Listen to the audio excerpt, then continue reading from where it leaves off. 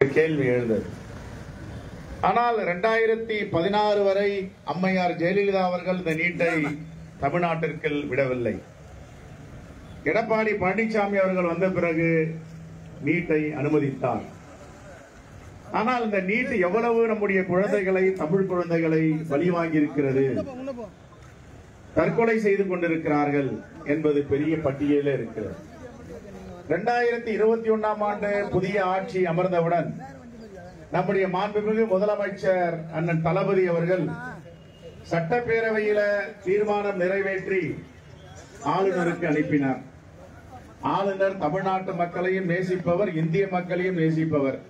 உடனே அந்த தீர்மானத்தை மேதகு குடியரசுத் தலைவருக்கு அனுப்பாமல் அதை அப்படியே வைத்துக் கொண்டு கேள்வி மேல் கேள்வி கேட்டு திருப்பி அனுப்பி கொண்டிருந்தார். அப்படிப்பட்ட ஒரு மோசமான ஆளுநர் தமிழ்நாட்டுக்கு கிடைத்திருக்கிறார். எந்த காலத்திலும் இப்படிப்பட்ட ஒரு ஆளுநரை தமிழ்நாடு கண்டதில்லை என்பது போன்று அவருடைய பணி தமிழ்நாட்டில் அமைந்திருக்கிறது. எதற்கெடுத்தாலும் எதிர்கட்சிகள் இது காங்கிரஸ் காலத்தில் தான் முதல் கொண்டு வரப்பட்டது என்று ஒரு உண்மைக்கு புறம்பான பரப்புரையை செய்து வருகிறார்கள். காங்கிரஸ் ஆட்சி காலத்தில் இது வாதிக்கப்பட்டது, நாடாளுமன்ற மேலவை குழுக்கு பரிந்துரைக்கப்பட்டது, அதனுடைய தீர்ப்பெல்லாம் வந்திருக்கிறது. பரிந்துரைகள் எல்லாம் மாடர்ன் டென்டல் காலேஜுடைய தீர்ப்பு உச்சநீதிமன்றத்தின் மூலமாக தமிழ்நாட்டை சார்ந்த உச்சநீதிமன்ற நீதியரசர் பானுமதி அவர்கள் மிகவும் தெளிவாக சொல்லியிருக்கிறார். நீட் என்பதையெல்லாம் தமிழ்நாடு அந்தந்த மாநிலங்களே முடிவு செய்து கொள்ளலாம், தேவை என்றால் நீங்கள் வைத்துக் கொள்ளலாம், இல்லை என்றால் நீங்கள் தீர்மானம் நிறைவேற்றி அதை தேவையில்லை என்று நீங்கள் முடிவெடுக்கலாம் என்று. ஆனால் ஆளுநரும் ஒன்றிய அரசும் இதில் பிடிவாதமாக இருக்கிறார்கள். என்ன காரணம்?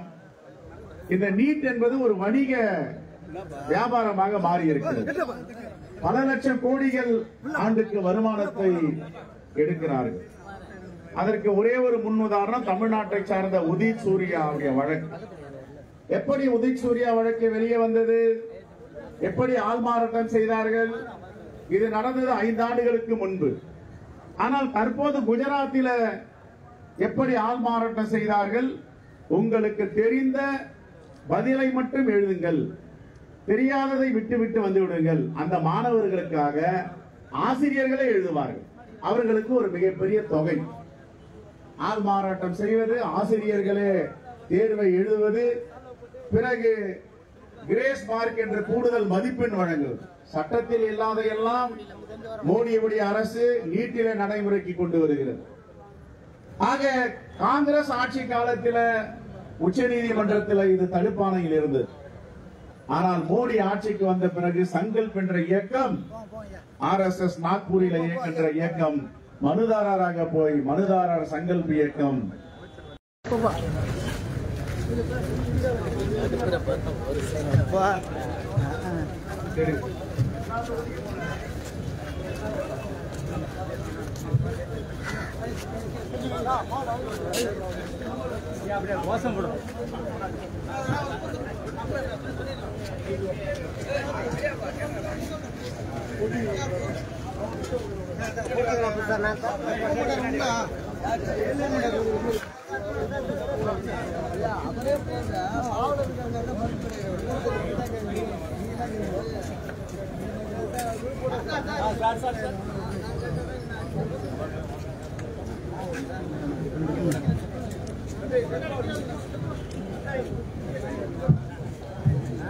வாழ்க வாழ்க வாழ்கவே,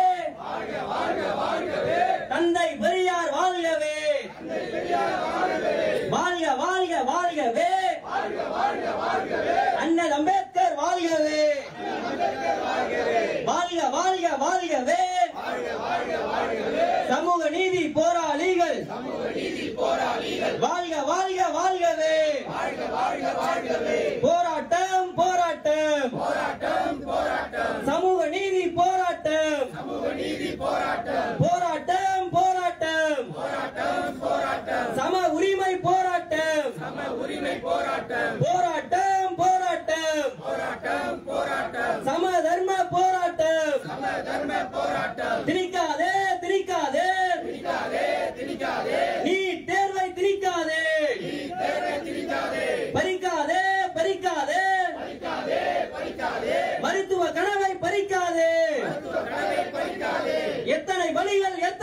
வழிகள் நீட் தேர்வு திணிப்பினால் எத்தனை வழிகள்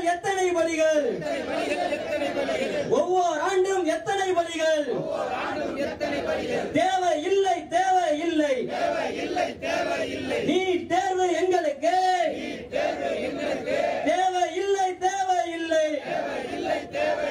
வேலை இல்லை ஒன்றிய அரசின் கண்காணிக்கு தமிழ்நாட்டில் வேலை இல்லை எங்கள் வரிப்பணத்தில் கல்லூரி கட்டினால் வெளிமாநில பேர்களுக்கு தாரை வார்ப்பார் தமிழ்நாட்டு மக்களின் உணர்விற்கு எதிராய் நீட்டை திணிக்கும் RSS தமிழ்நாட்டு மாணவர் உயிரை பறிக்கும் ஆளுநர் RN ரவியே வெளியேறு தமிழ்நாட்டை விட்டு வெளியேறு 8 கோடி தமிழர்களின் ஒற்றை தீர்ப்பை நீட் ஒழிப்பு 8 கோடி தமிழர்களின் ஒற்றை தீர்ப்பை நீட் ஒழிப்பு மக்கள் தீர்ப்பை மிதிப்பதா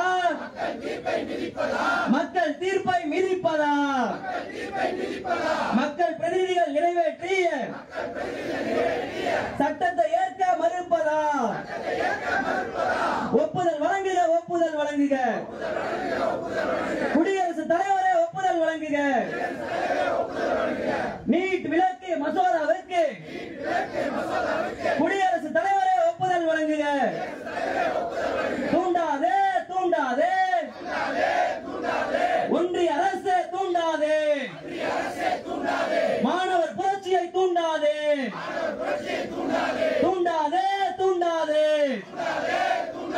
மாணவர் புரட்சியை தூண்டாதே ஒழித்து கட்டு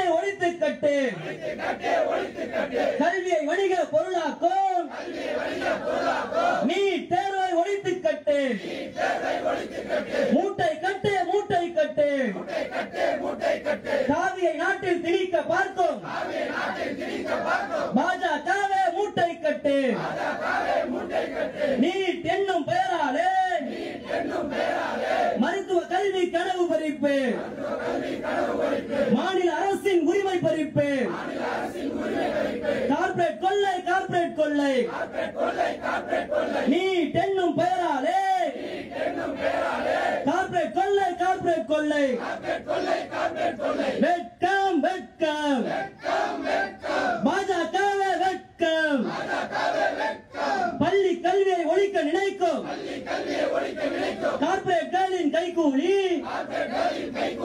கல்வித்துறையில் தனியார் மயத்தை திணிக்கும் கள்ள கூட்டாளி கேள்வி தாளே விற்கிறான் மார்க்க தூக்கி